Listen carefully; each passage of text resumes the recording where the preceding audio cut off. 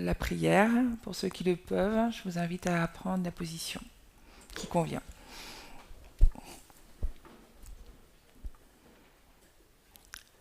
Éternel notre Dieu, nous te sommes reconnaissants pour cette journée de sabbat, cette belle journée ensoleillée que tu nous donnes.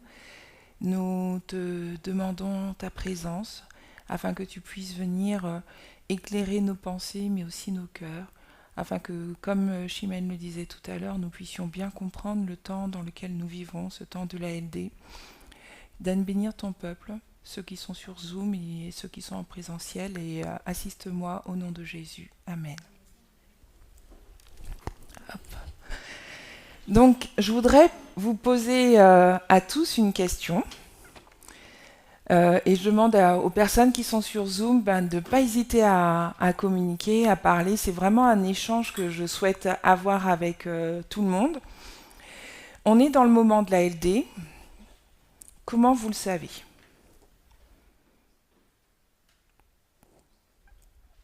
Alors cette question, elle peut paraître simple, hein. On a des messages. Comment vous reconnaissez qu'on est dans la LD?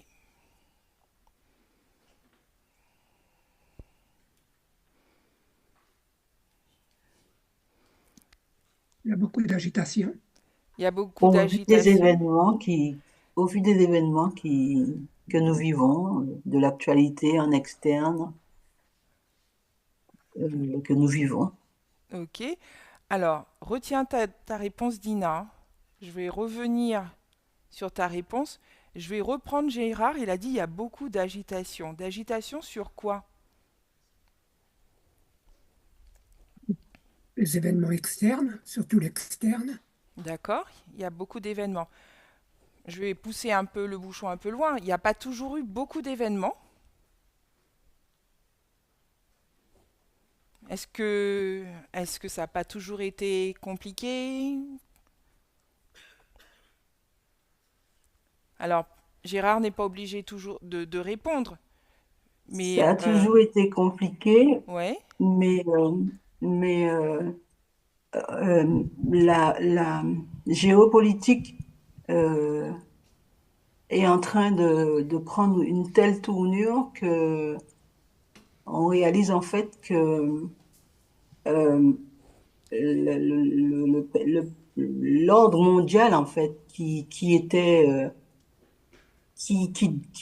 prédominait sur cette planète, mhm, les décisions qui avaient été prises concernant euh, le respect du droit de l'homme, la Constitution et tout le reste, eh ben, tout ça est en train de prendre une autre, un virage, quoi. Ça, c'est mhm, complètement le contraire qui est en train de se dérouler sous nos yeux. Tous les pays démocratiques sont en train de s'écouler. La démocratie est en train de s'écouler. Voilà, le respect des droits qui étaient fortement plébiscités ben, sont bafoués, etc. mhm. Voilà, il y a beaucoup à dire. Ok. Donc merci Dina. Et merci Dina et Gérard. Est-ce que quelqu'un d'autre a une autre réponse? Alors dans la salle, on a Josiane.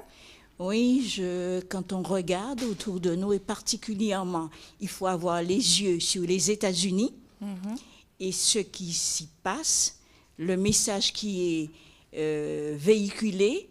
Dina a parlé des droits de l'homme, mais le message de l'égalité nous professons ce message de l'égalité, on voit qu'il y a je ne peux pas dire, mais c'est bien ça, les droits fondamentaux de l'humanité est complètement bafoué. Et je le vois particulièrement quand je regarde aux États-Unis par rapport au message qui est donné par le président. Ok, merci. Qui c'est qui veut encore intervenir? Johanna, merci. Johanna? Donc je rejoins Dina et Josiane à ce sujet. Effectivement, en fonction par rapport aux études que nous avons étudiées et que nous étudions encore, lorsqu'on regarde les pôles opposés, donc le roi du Nord, le roi du Sud, on voit qu'ils sont similaires mais en même temps différents. On voit la chute de la démocratie, on voit comment est-ce que dans le monde, effectivement, ils adoptent exactement la même, les mêmes actions où les droits sont bafoués. Et si peut-être que je me trompe, mais je vais quand même le dire, je crois qu'il y a une étude qui dit que à la loi du dimanche, effectivement, il y a, je vais dire, la chute de la démocratie, et on voit les dictatures qui se mettent en place. Donc,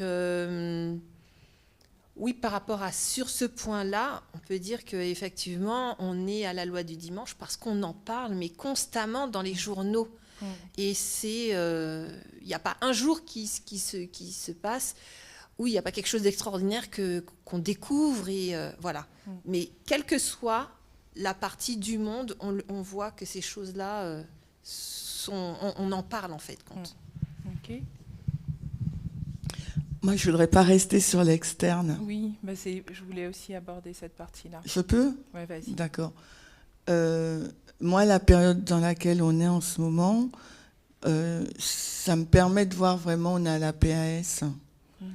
Parce qu'au niveau des messages et des camps meetings, ça n'arrête pas. Et c'est vraiment une caractéristique en interne. C'est bien. Merci à vous tous pour vos messages, vos réponses. Avant, on avait peur de la loi du dimanche. Vous êtes d'accord avec moi, quand on abordait la loi du dimanche, ça faisait peur tout le monde. Et aujourd'hui, on est en train de le vivre. Ça fait peur. Et en interne, en fait, il faut qu'il se passe quelque chose. Vous êtes d'accord avec moi que tout ce qu'on est en train de vivre, on doit être conscient. J'ai bien aimé le terme. On doit être conscient de ce qu'on est en train de vivre parce qu'il doit se produire quelque chose chez nous. D'accord ? L'adventisme a toujours attendu cet événement-là. Vous demanderez à n'importe quel enfant, vous demanderez à n'importe quelle génération, depuis tout petit, il n'entend qu'une seule chose, la loi du dimanche. Il entend plus la loi du dimanche que le retour de Jésus. Donc on sait que du coup c'est un événement qui est important, qu'on doit comprendre, qu'on doit reconnaître aussi. Et donc on doit voir l'œuvre qui se passe en externe et en interne. Et tout à l'heure, Johanna est revenue sur cette ligne pour nous montrer comment Dieu nous a conduits au fur et à mesure. Et il y a un point qu'on n'a pas dit, mais qu'on le redit souvent. Quand on est arrivé dans ce message à la pluie de l'arrière-saison, on a compris qu'on était passé, on avait changé notre compréhension sabbat versus dimanche, et que notre focus était sur l'égalité. D'accord ? Notre compréhension n'est pas sabbat versus dimanche, donc on va et on regarde qu'est-ce qui se passe au niveau de l'égalité, au niveau, donc, qu'est-ce qui se passe par rapport, comment on respecte. Donc, on était amené à changer notre vision par rapport au racisme, par rapport au sexisme, par rapport à l'homophobie, par rapport aux droits. Tu disais tout à l'heure, Josiane, mais il n'y a pas que toi. On apportait avec Dina le droit du respect de l'autre. Donc là, aujourd'hui, on sait qu'à la loi du dimanche, on doit voir tous ces fondements s'effondrer. D'accord ? Donc, moi, je voudrais qu'on revienne sur la citation de Tragédie des siècles qu'on va afficher. C'est une citation qu'on connaît. Et je voudrais du coup qu'on prenne un petit peu le temps de comprendre pourquoi on dit, d'après les textes, qu'on est à cette période-là. Donc, je vais lire cette première partie. Elle avait 2 cornes semblables à celles d'un agneau. Ces cornes d'agneau symbolisent la jeunesse, l'innocence, la douceur. elles représentent bien les États-Unis à un moment où le prophète les voit monter de la terre, donc là en 1798. Et parmi les croyants exilés qui s'enfuirent en Amérique pour se soustraire à l'oppression des rois et à l'intolérance des prêtres, plusieurs étaient déterminés à établir un État sur les larges bases de la liberté civile et religieuse. Leurs aspirations ont été consignées dans la déclaration d'indépendance qui proclame cette grande vérité que tous les hommes sont créés égaux et possèdent des droits inaliénables à la vie, à la liberté et à la recherche du bonheur. C'est quoi les bases? C'est quoi la liberté civile?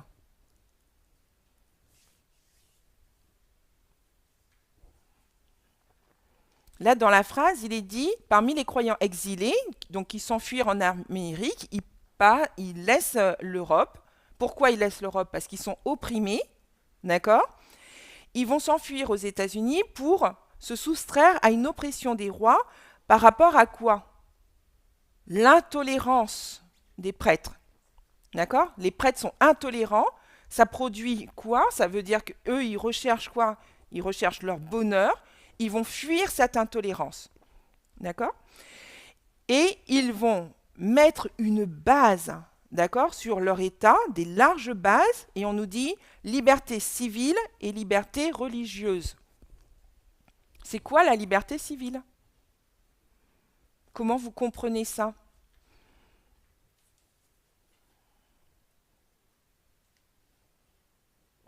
Et sur Zoom, comment vous comprenez?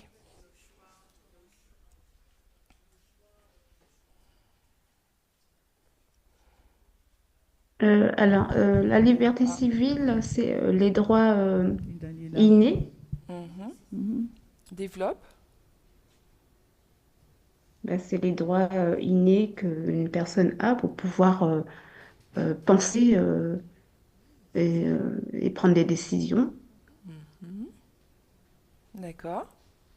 Et si- D'accord. Sur Zoom, il y a d'autres personnes qui veulent intervenir? Johanna, Chimène, vous voulez dire des choses? Allez-y. La liberté civile, je dirais donc les droits inaliénables, comme elle l'a dit, mais aussi les droits de la liberté de faire les choix de vie qu'on veut. Donc liberté de penser comme on veut, liberté de culte comme on veut, choisir sa religion, liberté de positionnement politique ou autre. Donc ça englobe justement c'est le droit de choisir sans aucune oppression. D'accord. Et donc, Johanna, tu veux rajouter quelque chose? Non? J'allais dire exactement la même chose, c'est juste en donnant deux autres exemples parmi ceux que Chimène a donnés, comme le droit d'aller vivre là où on veut, le droit de se marier avec qui on veut, le droit, enfin voilà, c'est tout, de voter, c'est tout, d'avoir droit une PMA, un avortement, enfin bref, c'est toutes ces choses-là qui sont... Ok. Donc tous ces aspects, la liberté civile et la religieuse, sont condensés dans la déclaration d'indépendance et aussi, on va le voir tout à l'heure, dans la Constitution. Donc, mais déjà, quand ils vont décider de se séparer de cette oppression, ils vont le mettre dans un document qu'on appelle la déclaration d'indépendance parce qu'ils veulent fuir cette oppression. Et ça va être leur base. D'accord ? On va continuer le texte. Tous les hommes sont créés égaux et possèdent des droits inaliénables à la vie, à la liberté et à la recherche du bonheur. On a déjà étudié ce texte plusieurs fois. Et là, on va nous mettre l'accent sur la Constitution qui garantit au peuple le droit de se gouverner lui-même par l'élection de représentants chargés par lui d'élaborer et de faire observer les lois. Il est dit que la liberté religieuse, elle a aussi été assurée, chacun étant libre de servir Dieu selon sa conscience. Le républicanisme et le protestantisme, devenus les principes fondamentaux de cette nation, constituent le secret de quoi? De la puissance et de sa prospérité. Donc on comprend qu'à partir du moment où, pour moi c'est une répétition et élargissement, quand on voit dans la liberté civile et la liberté religieuse, pour moi ça se répète dans le dans le républicanisme et le protestantisme. Je ne sais pas si vous le voyez aussi comme ça. D'accord? Et on nous dit que c'est devenu, ces deux aspects, c'est les fondements, principes fondamentaux de la nation. Donc là, ça repose sur cette liberté répétition par rapport à ce qu'on a vu tout à l'heure. Et on nous dit ces deux aspects-là, c'est ça qui amène la puissance et la prospérité. Donc, par opposition-contraste, qu'est-ce qu'on peut dire? Vas-y, Josiane. Qui c'est qui apporte le micro?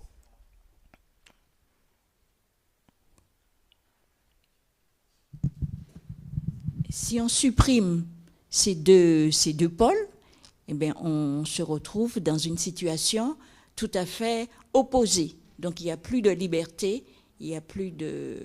Les droits sont bafoués. Ok, alors garde le micro, hein, parce qu'il est dit, ici, ça constitue le secret de sa puissance et de sa prospérité. C'est le secret et la puissance de qui?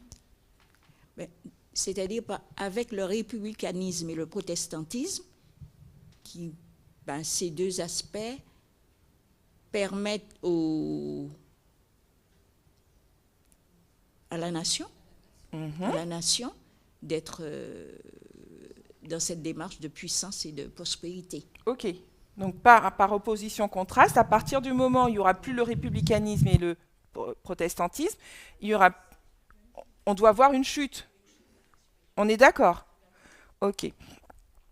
Et là, il était dit, les opprimés de toute la chrétienté ont tourné vers ce pays des regards pleins d'espérance. Des millions d'émigrés ont débarqué sur les rives et les États-Unis ont fini par prendre place parmi les nations les plus puissantes de la Terre. Qu'est-ce qui a aussi contribué à la puissance des États-Unis dans ce passage? Les émigrés. On est d'accord? Ok? On le voit dans ce texte. Peut-être qu'avant, on aurait lu le passage et ça ne nous aurait pas autant frappé que maintenant, mais aujourd'hui, notre lecture, elle évolue aussi, on comprend mieux le passage. Il est dit, mais la bête aux cornes d'agneau parlait comme un dragon, elle exerçait toute l'autorité de la première bête en sa présence et faisait que la terre et les habitants adoraient la première bête dont la blessure mortelle avait été guérie. Elle disait aux habitants de la terre de faire une image à la bête qui avait la blessure de l'épée et qui vivait. Qu'est-ce que l'ancienne Thérie nous a dit sur l'image de la bête? C'est quoi? Dans ses dernières présentations, qu'est-ce qu'elle nous dit? C'est quoi l'image de la bête?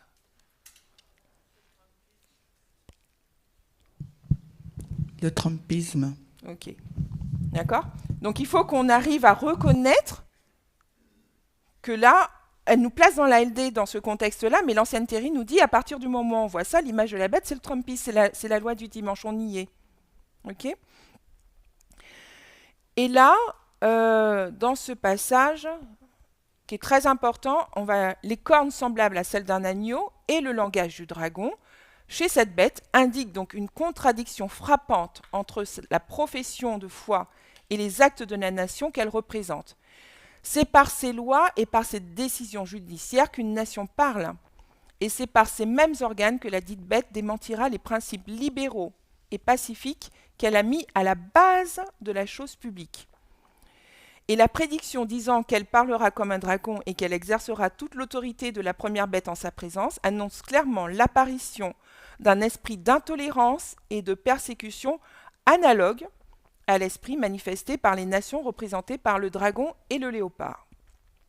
Et la déclaration qu'elle faisait, que la terre et les habitants adorent la première bête, montre que cette nation usera de son autorité pour imposer certaines pratiques religieuses qui constituera un hommage rendu à la papauté. Donc là, qu'est-ce qu'on doit voir? Qu'est-ce que ce texte nous dit que l'on doit voir? On a déjà beaucoup parlé de ce passage. Qu'est-ce qu'on doit voir dans ce passage? Sur Zoom surtout, n'hésitez pas à participer. Oui, Johanna?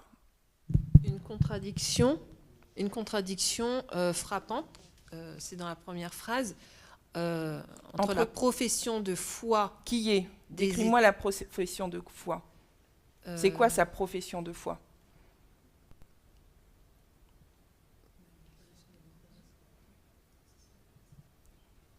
C'est simple, on l'a vu. Hein? Alors, je vois, pendant que Tout à tu l'heure continues à... D'accord, ok. Vas-y. Donc c'est la profession, on doit avoir une contradiction frappante entre la profession de foi et les actes de la nation. En fait, il doit y avoir ce qu'elle dit doit être contraire avec ce qu'elle professe. Voilà. Et je veux qu'on arrive à ce qu'elle professe. Qu'est-ce qu'elle professe? Ben, la liberté, l'égalité. Ok. Voilà, c'est... D'accord. Johanna, tu voulais dire quelque chose? Vas-y. Mais on hésite. Non, c'est bon, Sophie?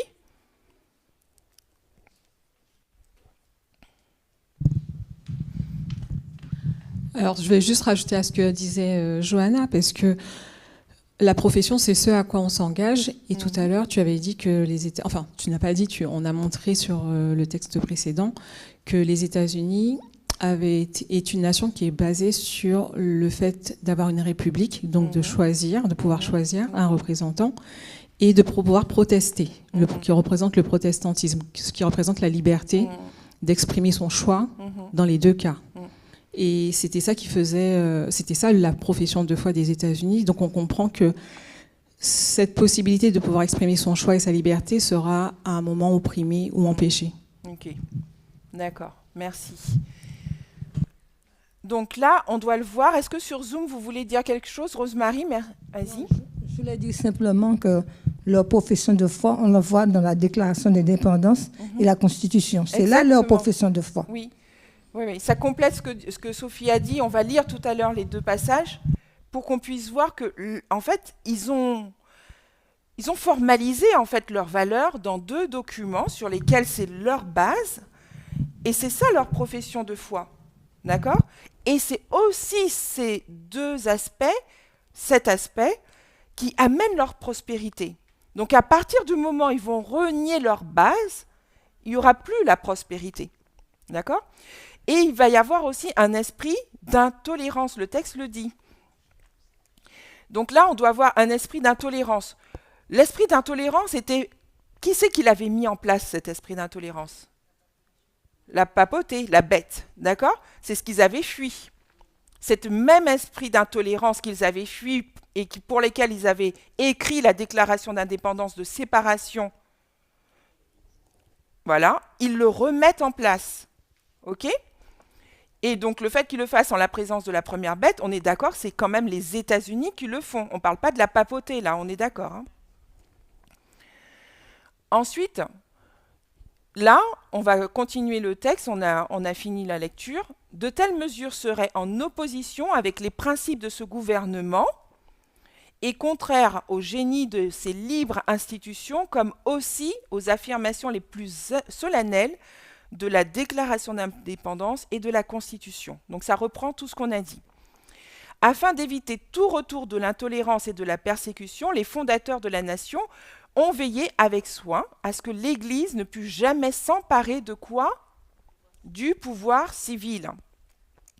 La Constitution déclare que le Congrès ne pourra faire aucune loi permettant l'établissement d'une religion d'État ou qui en interdise le libre exercice.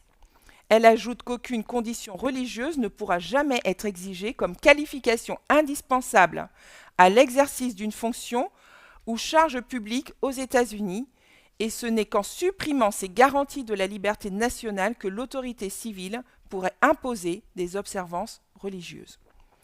Or, telle est, d'après le symbole prophétique, l'inconséquence flagrante où tombera cette bête aux cornes d'agneau, professant d'être pure, douce, inoffensive, mais parlant comme un dragon. La dernière citation nous dit « Disant aux habitants de la terre de faire une image à la bête, nous trouvons ici en présence d'une forme de gouvernement dont le pouvoir législatif est entre les mains du peuple, ce qui prouve une fois de plus que la prophétie désigne les États-Unis. » D'accord?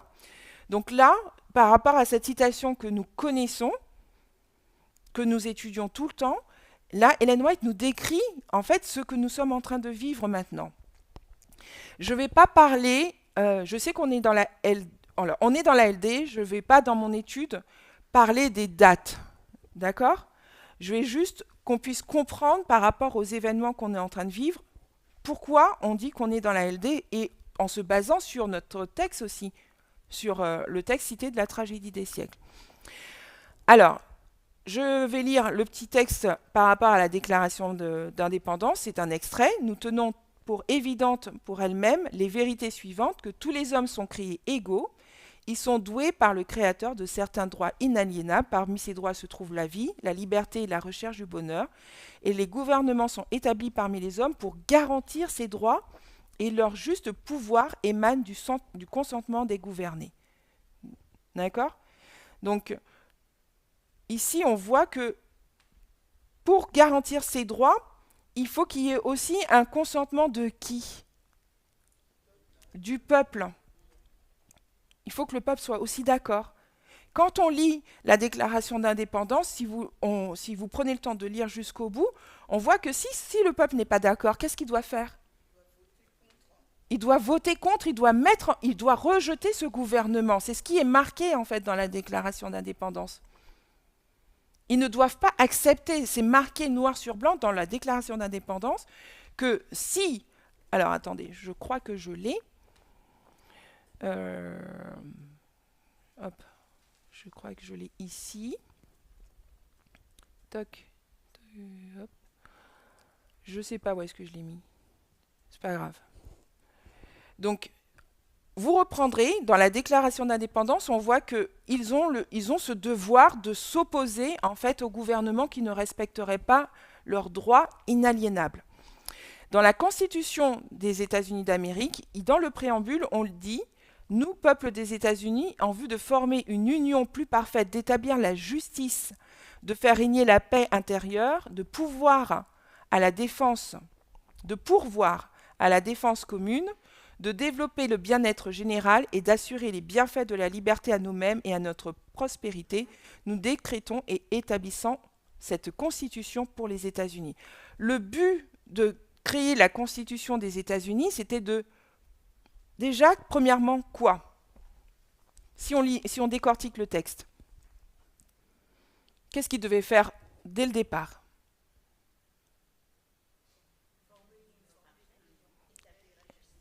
D'abord, il devait former une union plus parfaite. D'accord ? Il devait aller vers une union plus excellente que celle qu'ils avaient avant. Et ensuite, il devait faire quoi ? Établir la justice.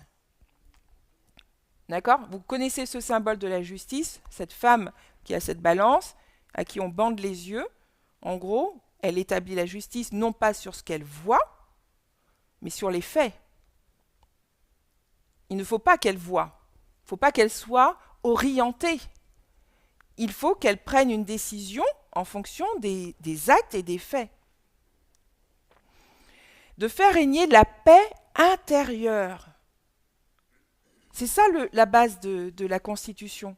Il faut qu'il y ait la paix en interne. Et de pourvoir à la défense commune. Qu'est-ce que ça veut dire pourvoir ?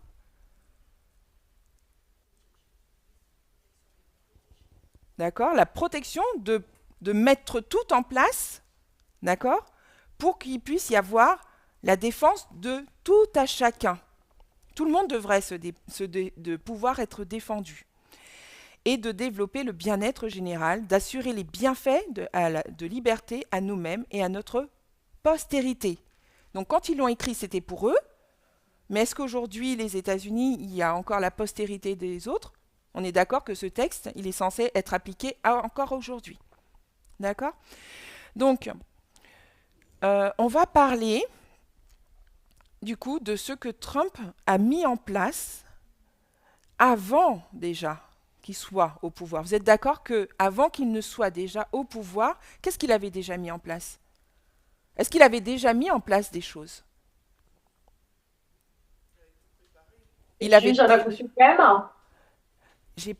Oui, la Cour suprême, on peut dire ça, mais concrètement, on va retracer dans le temps les événements. Il y a cette lutte électorale, il y a 2 candidats, on entend parler de quoi avant que Trump ne revienne au pouvoir ? Qu'est-ce qu'on entend parler ? Ça a été partagé sur le groupe Projet 2025. Donc, comme dit Chimène, il avait déjà tout préparé. Et donc là, on verra si réellement le projet 2025 était déjà est en train de s'appliquer. D'accord? Donc tout était déjà préparé. Et est-ce que, avant même qu'il soit élu, il avait déjà commencé à préparer son gouvernement? D'accord? Donc l'ancienne Terry nous ramène à la CNR pour qu'on puisse comprendre quelque chose de vraiment important qui était déjà organisé et sur lesquels nos yeux doivent être fixés. Et je trouve que c'est vraiment important de se dire qu'en amont, qu'il soit déjà, alors forcément tout programme se prépare, tout gouvernement se prépare, mais il fallait qu'on voit certaines choses qui allaient se mettre en place bien avant qu'il soit élu. Et j'ai recherché sur le groupe, on avait posté un article qui disait qu'il avait demandé au Congrès de lui donner l'autorisation de nommer certaines personnes avant même qu'il soit validé. D'accord? Donc il a pris les décisions avant même d'être au pouvoir réellement, avant même le 6 janvier. D'accord? Combien de décrets il a mis en place depuis là, on est au mois d'avril. D'accord? On est début avril. D'après vous, combien de décrets Donald Trump a mis en place? Vous pouvez chercher sur Internet. Ouais. Sur Zoom, combien de décrets Donald Trump a mis en place?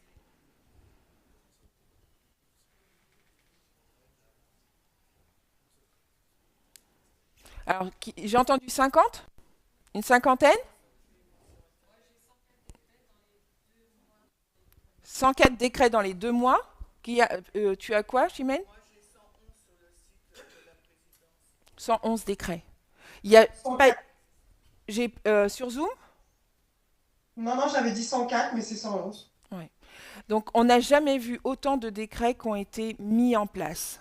D'accord? Et est-ce que vous pouvez me dire sur quel sujet il a travaillé en priorité? Quels sont les points sur lesquels Donald Trump a travaillé?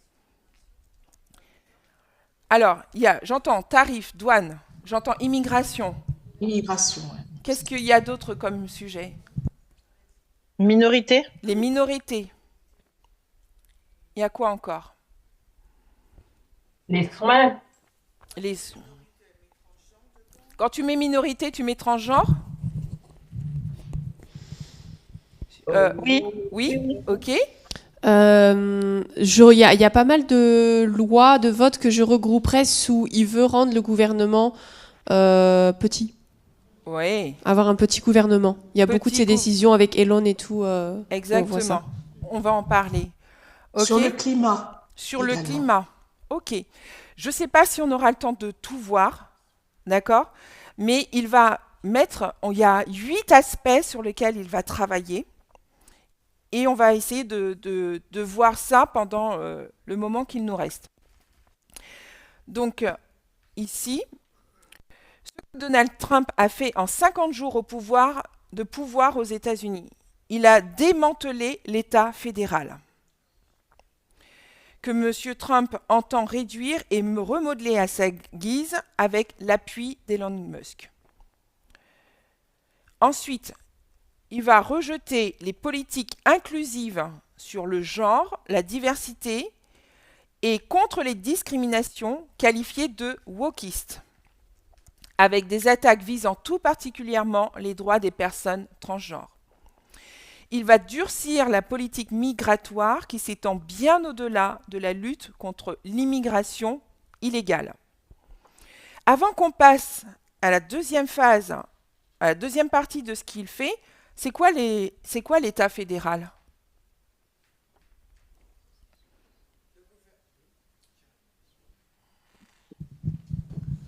Pour dire simple, le gouvernement à Washington. Ok. Je ne sais pas si c'est simple, mais voilà. D'accord. Qui c'est qui peut me dire à nouveau c'est quoi l'État fédéral? Qui peut compléter? Sophie, je te vois réfléchir. Est-ce que tu peux juste retirer le PowerPoint, s'il te plaît? C'est la décentralisation du gouvernement? Alors, d'accord, vas-y, développe ta pensée. Ben, on donne le pouvoir à chaque État, au lieu de que ce soit le gouvernement des États-Unis qui dirige tout. Le pouvoir est redistribué aux États, Ok, à chaque État. d'accord. Alors, Vas-y. moi, Gaëlle, j'aurais tendance à me dire un peu tout le contraire, Ouais. puisque l'État fédéral serait plutôt la concentration des pouvoirs à un seul lieu, comme l'avait dit Chimène. Mais tu as raison en même temps, parce qu'on sait que le pouvoir, il est déconcentré sur chaque État.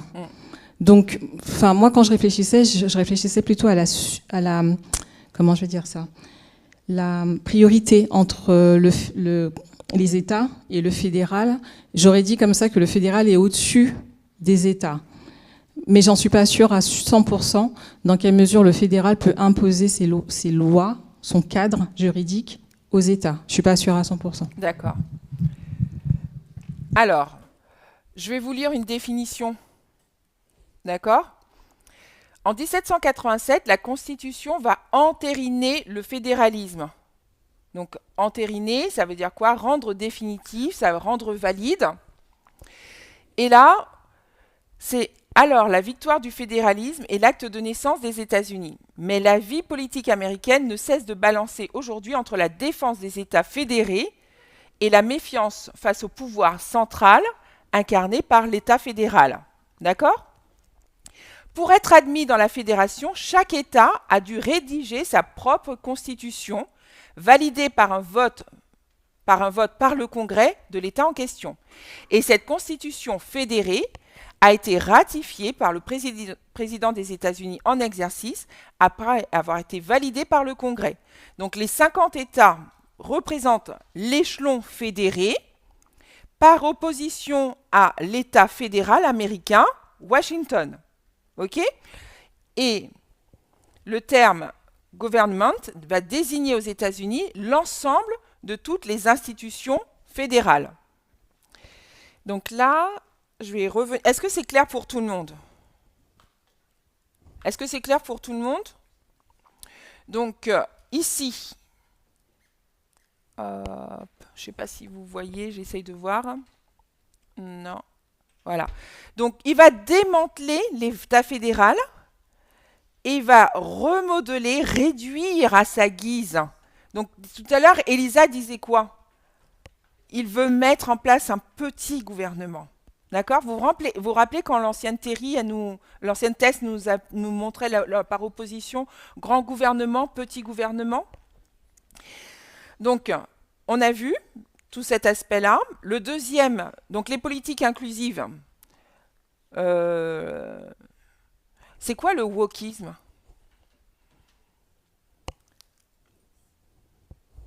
Comment vous allez me décrire le wokisme ? Ça fait tout un problème, ça, le wokisme. Même en France, on entend parler du wokisme. Alors, c'est quoi le wokisme ? Déjà, woke, en anglais, ça veut dire quoi ? To be aware. Woke, ça vient d'être réveillé, en fin de compte. OK. Et, Non, vas-y, je termine et ensuite Johanna va prendre le relais. Oui, ça correspond à un mouvement qui est éveillé de plus en plus conscient des discriminations actuelles et qui les dénonce. OK. OK, merci Sophie. Je voulais juste rajouter une chose, mais qui n'est pas en lien avec, pas par rapport à ce que tu viens de dire directement, mais ce qui est intéressant, c'est que là, les derniers jours, on voit que Trump veut imposer dans ses accords commerciaux cette question des politiques inclusives en demandant aux États ou aux entreprises qui vont traiter avec lui qu'il n'y ait pas ce type de clause. Ouais. D'accord. OK. Donc, Johanna, tu veux apporter quelque chose Vas-y. C'est la même chose ? OK. Donc, il va rejeter toutes les politiques où on va devoir mettre en place quoi, si on devait le résumer ? Le genre, la diversité, les discriminations, tout ça, c'est quoi ? C'est toutes les politiques d'égalité. Vous êtes d'accord avec moi ? Donc là, on est vraiment dans quelque chose qui nous amène à comprendre qu'il veut casser, donc l'État fédéral, petit gouvernement, L'ancienne thèse nous avait ramené à ça. On voit que ça, c'est un élément important. Ensuite, politique d'inclusion. Et ça va à l'encontre de tout ce qu'on a vu dans la Constitution. La diversité, les discriminations qualifiées de wokistes. Donc si moi, par exemple, tout ce qui va me permettre, je suis immigré, et je vois qu'il y a des, j'en sais rien moi, des actions qui sont mises en place, je ne dois pas le dire. D'accord ? Par exemple, le mouvement Black Lives Matter, c'est un mouvement woke. Il y a des injustices envers les Noirs, eh bien, j'en ai parlé. Bon, vous savez ce qui a été fait en place par rapport à la Black Lives Matter qui avait été mis sur la Grande Avenue à Washington. Vous avez vu que ça a été enlevé. Le mouvement MeToo est un mouvement woke. D'accord ? Parce qu'on va venir dénoncer les injustices qui sont faites contre les femmes, contre les minorités en fonction de leur genre. Donc, maintenant, c'est fini tout ça. Il n'y a plus. Et on va parler de ce qu'il a mis en place, puisque aujourd'hui, avec Donald Trump, il n'y a que 2 genres. Okay ? Le durcissement de la politique migratoire. On va le détailler tout à l'heure. Sur le plan économique, Donald Trump s'est engagé dans une guerre commerciale tous azimuts en utilisant l'arme des droits de douane. Sans toujours expliquer les menaces qu'il brandit, il a également entrepris de détricoter de nombreuses réglementations qui protègent l'environnement, un enjeu dont il fait peu de cas. La lutte contre l'inflation, qui reste la principale préoccupation des Américains, reste à ce jour le parent pauvre de l'action présidentielle. Il n'avait pas dit qu'il lutterait contre l'inflation, qu'il redonnerait à l'Amérique sa grandeur, et puis que tout le monde gagnerait plus d'argent. D'ailleurs, est-ce qu'il y a des personnes qui ont voté pour lui pour la notion financière ? Beaucoup. D'accord ? Est-ce qu'aujourd'hui, c'est sa priorité ? Pas du tout. Donc là, on voit certaines actions de ce qu'il a fait. Et puis sur l'aspect... Yes, dis-moi. Merci. L'aspect financier, peut-être qu'on peut le rattacher avec les droits de douane parce qu'il dit que l'augmentation des droits de douane va ramener les entreprises aux États-Unis, donc ça aura un effet aussi, un impact économique et financier sur la vie des États-Unis. Donc peut-être que... Oui, peut-être. Ouais. Et en même temps, il fait des licenciements à tout va dans tous les départements. Donc c'est incohérent, mais on va faire un constat pour voir si ça se repose sur les valeurs d'égalité qui avaient été bien inscrites, qui étaient la base de la Constitution et de la Déclaration d'indépendance. Ensuite, sur l'aspect international, la scène internationale, le nouveau président des États-Unis, en quelques semaines, il a fait quoi ?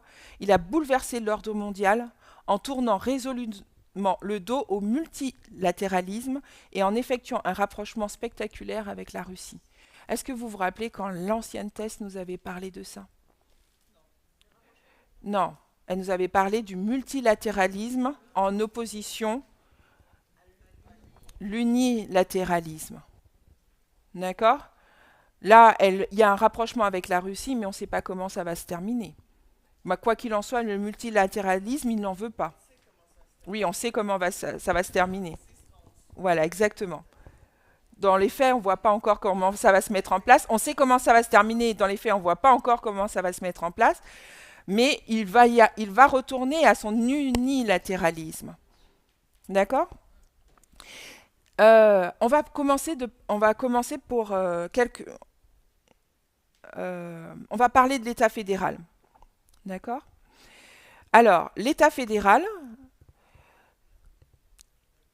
Qu'est-ce que vous pouvez... Là, vous voyez, je vais lire, ou si quelqu'un veut lire, vous n'hésitez pas. On va parler de ce qu'il va mettre en place tout de suite pour s'en prendre à l'État fédéral qui va considérer comme quoi ? On nous dit, il va dire tout de suite, c'est inefficace, c'est coûteux, c'est insuffisamment aligné sur ses priorités politiques Et il va mettre en place, pour cela, il va donner les rênes à Elon Musk. Et Elon Musk va créer un département qui s'appelle comment? Dodge. OK. Et qu'est-ce que c'est que ce département? Alors, est-ce qu'on peut donner le micro?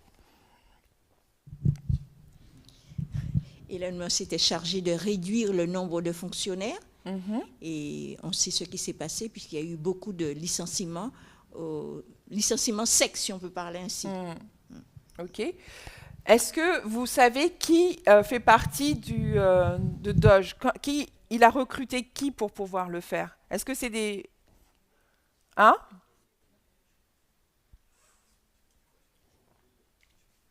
Ah, j'ai pas le nom des personnes, mais je me rappelle un article que j'avais lu, des personnes au haut QI élevé, très intelligentes, businessmen qui peuvent travailler des heures, 80 heures par jour, par semaine, pardon, etc. Mais après, je sais pas si toi, c'est ce que tu veux souligner. Oui, je veux juste qu'on discute, qu'on échange par rapport à tout ce qu'on a lu dans la presse et qu'on essaye de comprendre ce qu'il a mis en place. Parce que pour pouvoir faire ce remodelage peut-être, hein, remodelage au sein du gouvernement, il n'a pas pris des personnes qui connaissaient le gouvernement, qui connaissaient comment ça fonctionnait. D'accord? Il a pris des jeunes, comme disait Chimène, au QI élevé, qui étaient là pour accomplir une mission, sans tenir compte des impacts que ça pouvait avoir, les impacts sociaux. Sans tenir compte des impacts sociaux. C'est-à-dire qu'il y a tant de personnes, ils veulent mettre tant de personnes, si tu es en opposition déjà, si tu es en opposition politique, si tu penses différemment, tu fais plus partie en fait du service, sans tenir compte des impacts que ça pouvait avoir, notamment dans l'aspect de la recherche, de la médecine. Il a coupé tout simplement de façon brutale au niveau des effectifs pour faire des économies. D'accord? Ensuite, il va... qui c'est qui veut rajouter quelque chose sur... J'entends un micro. Personne sur Zoom? Alors du coup, je continue. Celles qui, comme l'USAID, l'agence américaine pour le développement, sont jugées incompatibles avec les orientations de la nouvelle administration sont démantelées. Le licenciement des fonctionnaires devient expéditif et leur loyauté est mise à l'épreuve. Les employés publics soupçonnés d'œuvrer au profit des démocrates ou d'avoir, par le passé, pris pour cible Donald Trump sont directement visés à l'image des agents du FBI qui ont participé aux enquêtes sur l'assaut du Capitole à Washington le 6 janvier 2021. En fait, les agents du FBI n'ont fait juste que leur travail. Il y a une prise de pouvoir qui a été tentée par Donald Trump le 6 janvier. Le FBI a fait son travail, comme ils ont enquêté pour savoir qu'est-ce qui s'était passé concrètement le 6 janvier, ces personnes ont été licenciées. Ensuite, il suffisait aussi qu'on affiche clairement qu'on était démocrate aussi. Ici en France, ça se fait de plus en plus, mais aux États-Unis, connaître le parti de quelqu'un, c'est très facile. Vous allez devant sa maison, vous voyez directement « je suis démocrate » ou « je suis républicain ». Les gens ne se cachent pas. Par exemple, en France, on va dire « pour qui tu as voté ?» Je ne vais pas te le dire. Vous voyez ce que je veux dire? C'est vraiment caché. On a peur d'afficher son identité politique.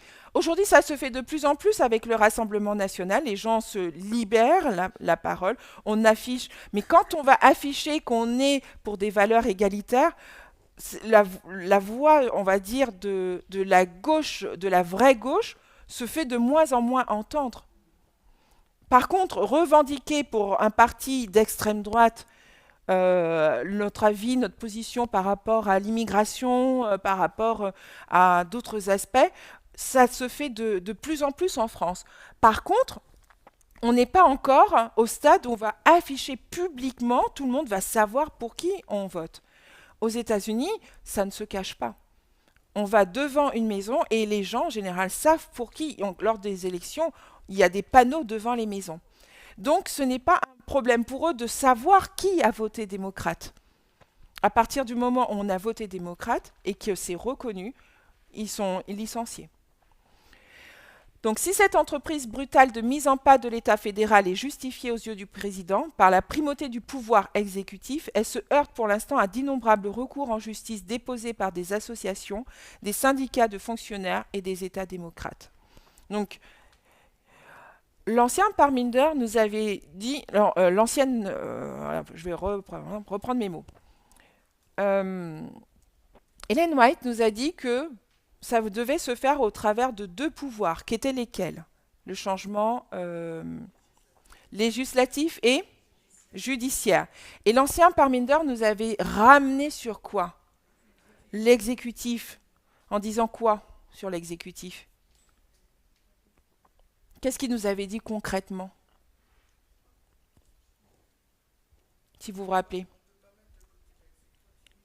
Alors, Chimène?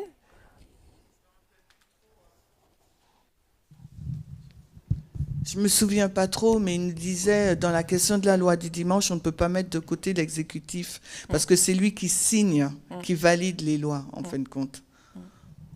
Donc, le pouvoir, là, aujourd'hui, il y a une primauté du pouvoir exécutif, donc une décision, on va dire que le législatif et le judiciaire existent, mais ce que Ellen White nous a amené à mettre l'accent sur le législatif et le judiciaire.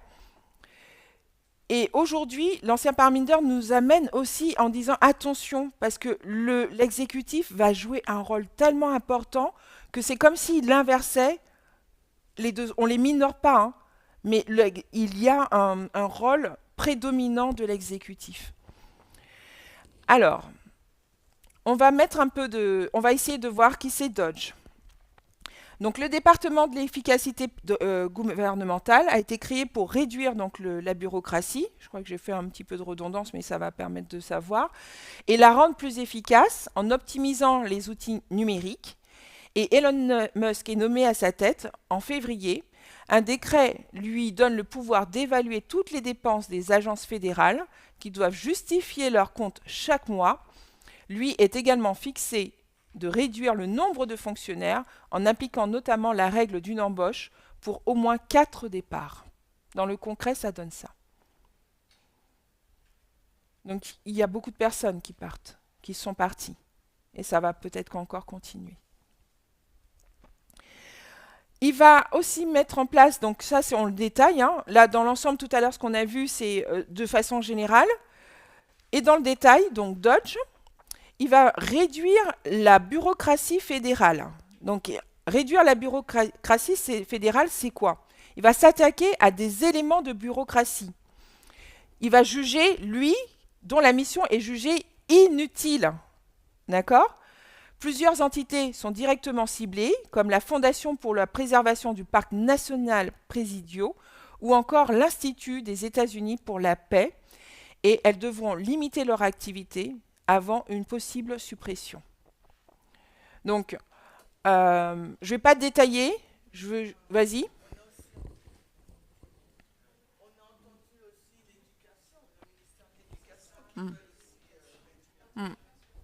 Sur Zoom. Je peux répéter aussi. C'est vrai. Donc, je disais, on a entendu aussi son désir de suppression du ministère de l'Éducation. Exactement. Mondial de la santé aussi, l'Institution mondiale de la santé. Oui, on va y venir. Vas-y, continue Marie. Je t'ai coupé, je suis désolée. Non, c'est bon, j'ai terminé. Mais reprends ce que tu as dit pour que tout le monde puisse comprendre. Il y a l'OMS, il est sorti aussi. Exactement. Alors, il est sorti de... On va voir concrètement ce qui a été mis en place par rapport à l'Organisation mondiale de la santé. Je peux intervenir une seconde, Natacha, c'est bien Pascal. sûr. Vas-y. Par rapport justement à ce ministère de l'Éducation, on voit aussi qu'il y a des coupes qui sont faites au niveau des scientifiques. C'est vrai que tout ça, c'est fait pour des raisons financières, mais on voit à travers ça aussi la guerre culturelle qui est menée finalement sur ce terrain. Moi, en tout cas, moi, c'est ce que je comprends aussi. Oui, alors, j'aime bien ce que tu as dit et on va le développer parce que concrètement, pour nous, qu'est-ce qui nous a aussi permis de comprendre l'égalité, l'homosexualité? C'était quoi? La science. Vous êtes d'accord avec moi? Hein, on a compris que l'homme et la femme, parce que culturellement, quand on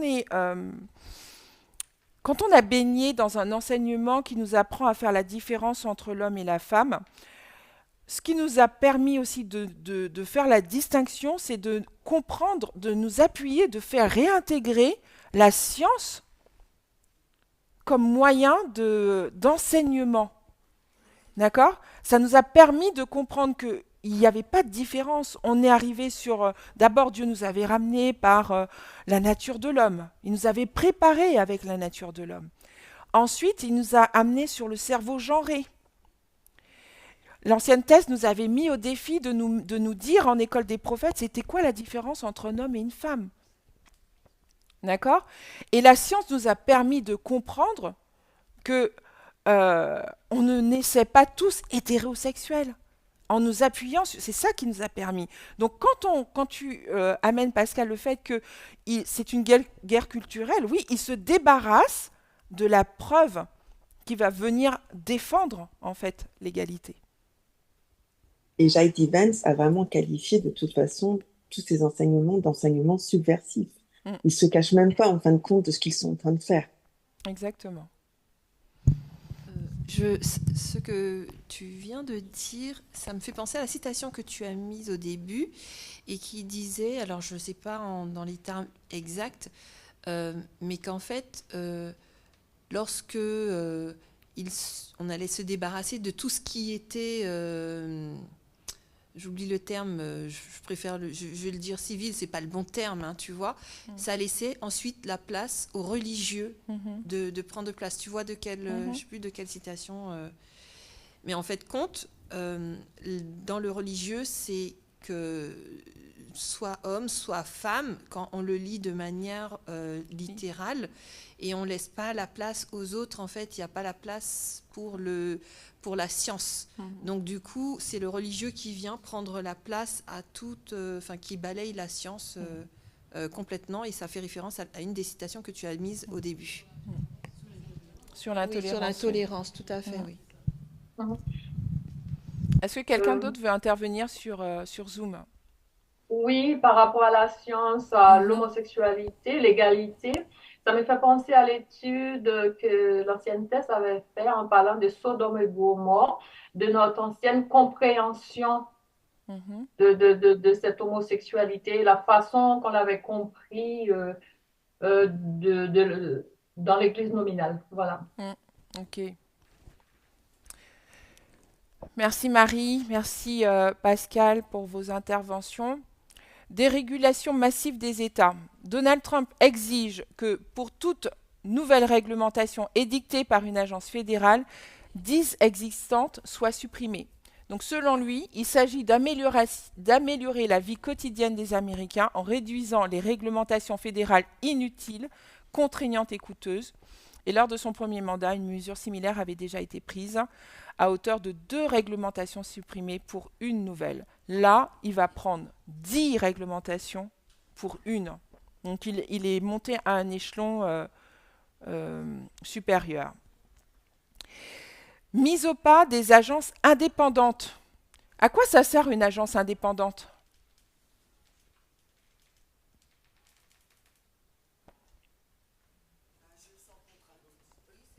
Agir sans contrainte ? Si vous faites face, comment dirais-je, à une recherche, j'en sais rien, dans votre entreprise, et qu'on fait intervenir quelqu'un d'indépendant, c'est quoi le but ? Alors, Sophie dit, c'est pour... Vas-y.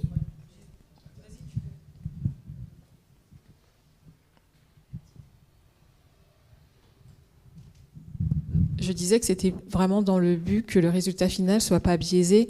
Et si tu prends, par exemple, on prend le cas de la cigarette ou de l'alcool, pour citer les plus connus, souvent quand les recherches sont faites par des scientifiques qui sont soit de l'entreprise ou soit payé, on sait déjà que le résultat sera biaisé parce qu'ils ne sont pas indépendants, il y a un conflit d'intérêts en fin de compte. Exactement. Et donc là, mise au pas des agences indépendantes, les agences fédérales indépendantes comme la Commission fédérale du commerce, la Commission fédérale des communications, la Commission des valeurs immobilières, et d'échange qui contrôlent les marchés financiers, sont replacées sous l'autorité de la Maison-Blanche, qui validera toutes leurs orientations. Qualifiées d'agences soi-disant indépendantes, dans le décret, leur budget sera désormais encadré par le bureau et la gestion du budget. En conclusion, qu'est-ce que vous comprenez? Elles sont plus indépendantes, mais vous voulez avoir du budget, qu'est-ce que vous allez faire? Tu es obligé de te soumettre. Elles sont obligées de se soumettre. Donc, est-ce que ce sont des agences indépendantes? Non. Non. Donc, plus d'agences indépendantes. Mais ça me fait penser, en fait, à Wikipédia. C'est Wikipédia? Je crois que c'est Wikipédia. En fait, mon fils me disait qu'il avait lu qu'il y avait beaucoup de, de pages Internet qui avaient été retirées, supprimées. Donc ça me fait penser à Wikipédia. Pourquoi j'en parle? Parce que ce sont des personnes qui sont totalement indépendantes, qui ont envie de mettre quelque chose dessus, ils mettent un financement. Ça ne c'est pas subventionné par l'État. Donc voilà. Et ça me fait penser aussi à toutes les... alors, je ne sais pas si ça rentre à l'intérieur, mais quand on parle de communication, ça me fait penser à toutes les journalistes indépendants. Voilà. Est-ce que ça rentre dedans? Je ne sais pas trop, mais ça me fait penser à ça aussi. En fait, il y a la commission la Commission fédérale des communications. Il va regrouper toutes les communications tous les moyens de communication. Donc, à partir du moment où il y avait une agence indépendante, pour pouvoir réguler en fait ce qui avait été mis en place, les différentes communications, maintenant, si ça n'existe plus, tout ce qui va toucher les communications en général va être validé par le bureau Val. Et quand on revient à la Commission des valeurs mobilières et d'échange et le contrôle des marchés financiers, est-ce que vous vous rappelez quand est-ce que ça avait été mis en place? Non? C'était à la suite de la crise des subprimes, 2008-2009. Ça vous parle, ça? La crise des subprimes, ça avait, pour ceux alors, dans la crise des subprimes, il y avait, quand on fait un emprunt bancaire, il y a un sous-jacent, d'accord? Et dans ce sous-jacent, il y avait que des mauvais fonds.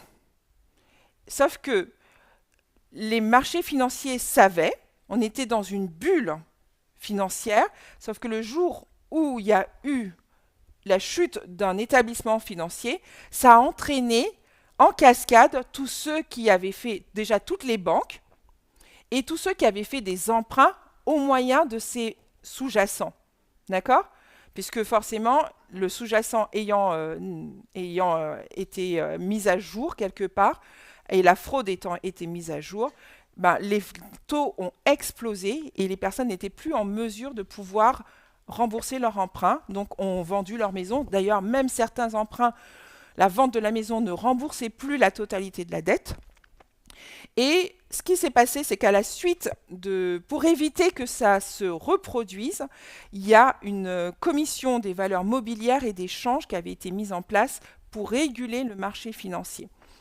Ce qui sous-entend que s'il n'y a plus de contrôle sur le marché financier et sur les valeurs mobilières, on pourra mettre n'importe quel type de fonds non vérifiés dans les différents investissements. Et en cas de chute de l'un ou de l'autre, j'en sais rien, si vous mettez un fonds, je ne sais pas, le terme ne me revient pas, une crypto-monnaie qui s'effondre et qu'on n'a pas la possibilité de vérifier la validité de la crypto-monnaie, ce qui va se passer, c'est qu'il va y avoir un effondrement du marché financier. D'accord? S'il n'y a pas de contrôle au niveau des valeurs mobilières et d'échange. Ok? Donc, il ne me reste pas beaucoup de temps, mais je vais rester que sur cet aspect. Et voilà.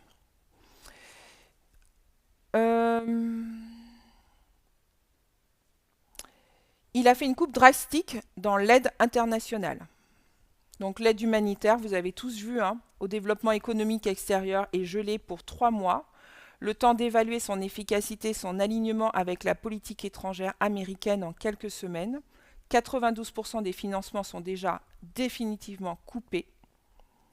Et en parallèle, l'USAID, qui est l'agence indépendante, on a vu tout à l'heure, par rapport à l'aide, l'agence indépendante qui est chargée de gérer cette aide a été brutalement démantelée et rapatriée dans le giron du département d'État. Alors, c'est contesté en justice, j'ai mis, hein, c'est contesté en justice. Le gel et l'aide des licenciements font l'objet de plusieurs recours et la Cour suprême a notamment ordonné le déblocage d'une petite partie sur les fonds gelés. Mais c'est pas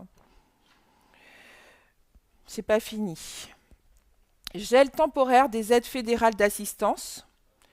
Un mémorandum impose à l'ensemble des départements et agences fédérales de geler une partie des dépenses d'assistance, les subventions et les prêts, et d'en faire une revue d'ensemble auprès de garantir qu'elles sont conformes aux priorités présidentielles. Ça a été bloqué par la justice.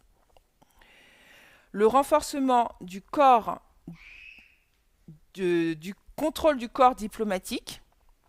Donc Donald Trump réaffirme l'autorité du président sur le corps diplomatique, dont les agents doivent se montrer loyaux et alignés sur des choix en matière de politique étrangère. Le secrétariat d'État est chargé de réformer les modes de recrutement des diplomates pour garantir leur pleine adhésion aux objectifs présidentiels, notamment de toujours faire passer l'Amérique en premier. Est-ce que là, vous avez une liberté de conscience? Non, c'est perdu ça. D'accord? Et ça va, du coup, en renforçant son corps diplomatique, il va recruter uniquement des locataires, des fonctionnaires qui seront loyaux. Donc, il y a un plan d'embauche fédéral qui prévoit de recruter dans les 120 jours qui suivent le décret uniquement des fonctionnaires qui sont voués à la poursuite des idéaux, des valeurs et des intérêts américains et qui ont à cœur d'améliorer l'efficacité du gouvernement fédéral et de servir le pouvoir exécutif. Il y a d'autres décrets qui facilitent en parallèle le licenciement d'agents publics qui feraient preuve d'insubordination et le télétravail est désormais interdit. Le télétravail leur est désormais interdit. Il me reste 3 points à voir avant de parler du droit des minorités, mais ça, ce sera fait une autre fois. Je trouvais que c'était assez important de voir dans le détail. Là, c'est un résumé, hein, ce n'est pas l'ensemble des décrets, mais c'était important de voir tout ce qu'il avait mis en place sur l'aspect démantèlement du pouvoir fédéral. Non, si je ne le mets pas, c'est que ce n'est pas contesté. Mise en pas des forces de l'ordre et des services de renseignement. Vous avez entendu ce qu'il a mis en place par rapport au FBI. Une enquête est ouverte pour déterminer si des agences fédérales telles que le FBI, la Commission des marchés financiers ou les services de renseignement ont été utilisées à des fins partisanes au cours du mandat de l'ancien président Joe Biden. Les agences concernées doivent fournir les preuves du contraire. Émile Bove, qui est ministre de la Justice, réclame ainsi au FBI la liste des agents qui ont enquêté sur l'attaque du Capitole et les menaces de mise à pied. Ça a été contesté en justice. D'accord? Licenciement et réduction des financements alloués à la recherche. Donc ça, c'est le point que Pascal disait tout à l'heure. Plusieurs piliers de la recherche publique américaine sont ciblés par l'administration Trump. Les National Institutes of Health, qui constitue l'une des principales sources de financement public des projets scientifiques, se voit imposer un nouveau directeur aligné sur l'administration Trump, selon la presse américaine. Les aides à la recherche sont imputées et une partie du personnel est licenciée sur décision du DOGE. Un traitement identique touche le Centre de prévention et de lutte contre les maladies, le Food and Drug Administration, est chargé de surveiller les denrées alimentaires et les médicaments, ou encore l'agence spatiale américaine, la NASA. Ça a été contesté en justice. Et le dernier point, qui est le démantèlement de la lutte contre les interférences électorales étrangères. Des dizaines de fonctionnaires chargés d'œuvrer contre les ingérences électorales étrangères sont réaffectés ou limogés. L'unité dédiée au sein du FBI, créée à la suite de l'ingérence russe dans la campagne de 2016, est totalement démantelée. Donc voilà ce que Trump a mis en place depuis qu'il est arrivé au pouvoir, rien que sur l'aspect fédéral. D'accord ? Je vais arrêter le diaporama. Je vous montre juste pour que vous puissiez voir au niveau des droits des minorités, fin de la discrimination positive. Fin de la discrimination positive dans la fonction publique, je l'ai divisé. Abandon des programmes fédéraux de diversité. Remise en cause de l'enseignement des questions de genre et du racisme à l'école. Affaiblissement de la protection de l'avortement. Donc je parle un peu de l'amendement Hyde. Fin de la reconnaissance du genre. Réduction des droits des personnes trans. Restriction de l'accès aux soins d'affirmation de genre. Réduction des droits des élèves victimes de violences sexuelles. Immigration, et pareil, je fais le point sur l'immigration, etc. Donc, on va revenir à notre texte de base, rien que sur l'aspect fédéral. Qu'est-ce que vous pouvez dire en conclusion? Rien que sur... on reste sur la première partie.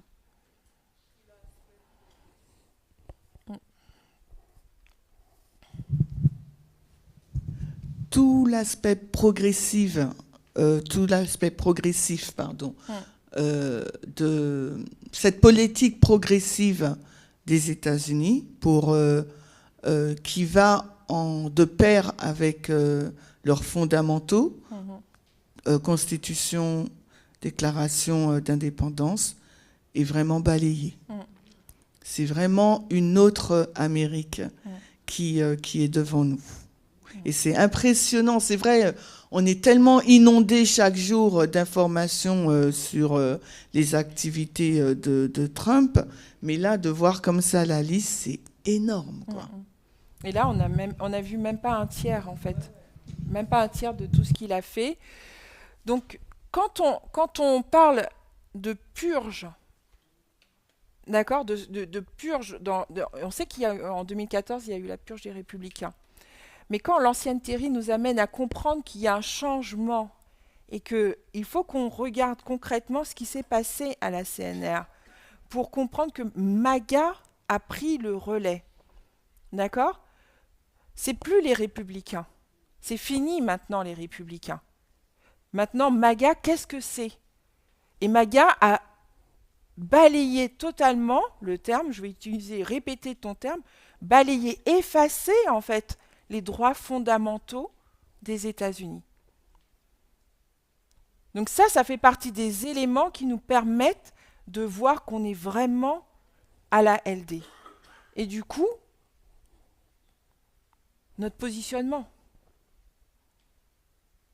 Parce que les enfants nous disaient tout à l'heure, ils nous ont dit, on est dans un test. Comment on se positionne ? Qu'est-ce qu'on met en place personnellement par rapport à ce message et ces événements criants qu'on est en train de voir s'accomplir. Donc on terminera une autre fois sur le détail de tout ce qu'il a mis en place parce que j'ai trouvé que ça mettait, comment dirais-je, de le voir, ça met ça appuie, ça met du poids, c'est tangible, c'est concret. Et comme tu disais tout à l'heure, Steve Bannon a donné comment dirais-je, une méthode que l'ancienne Terry nous a rappelée. Je ne me rappelle plus le terme, mais c'est inonder la zone de... Voilà. Chaque jour. Et on est dans un flux d'informations. Ça aussi, ça fait partie du critère que l'on voit dans la pluie de l'arrière-saison. Donc on sait où est-ce qu'on se trouve aussi. Il y a une pluie, il y a une information, et c'est à nous de faire, de rechercher le vrai du faux. Et au niveau des messages, on voit qu'il y a plein de choses qui arrivent aussi. Donc ça fait partie des éléments qui nous permettent de savoir où est-ce qu'on se trouve aussi sur la ligne. Donc, merci à tous pour votre présentation, pour votre participation. Et un de ces quatre, on verra la suite, où on détaillera tout ce qu'il a mis en place depuis à peine 90 jours. Ça fait beaucoup. Ça fait beaucoup, mais peut-être que je lirai pas tout, on verra. On va prier?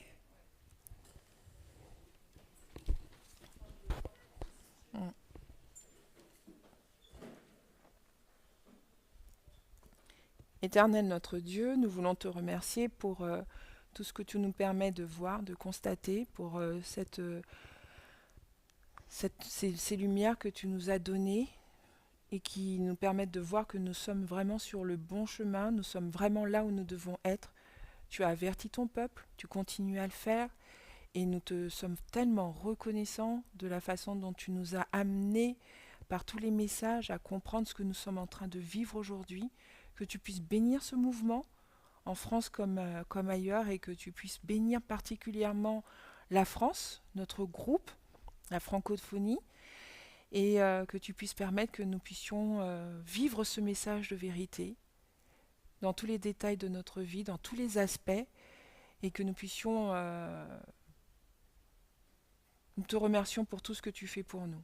Au nom de Jésus. Amen.